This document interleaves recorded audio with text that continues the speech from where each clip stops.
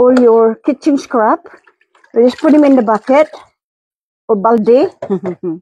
And then you fermented it just leave it 4 weeks, at least 2 weeks minimum. Put a lid on it. Make sure it doesn't get exposed with the, fungus and everything. And then after 2 weeks, it's ready for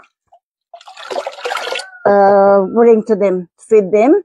This is how my vegetables are very healthy because of this. I never use, guys, na mag-ano ako ng fertilizer except po ang ating kitchen scrap lang po ang ginagamit ko dito, guys. Hindi pa ako gumagamit ng mga ibang fertilizer kasi nga chemical, di ba? Kaya ito ay ang aking organic gardening. Ayan.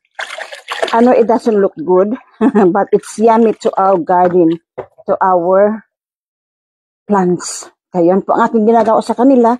I-feed po natin ito sila. Yan. Yan lang po ang ating ginagawa sa kanila. Ayan. Hindi naman ito masyadong sa water because they are covered. They are protected. They are covered.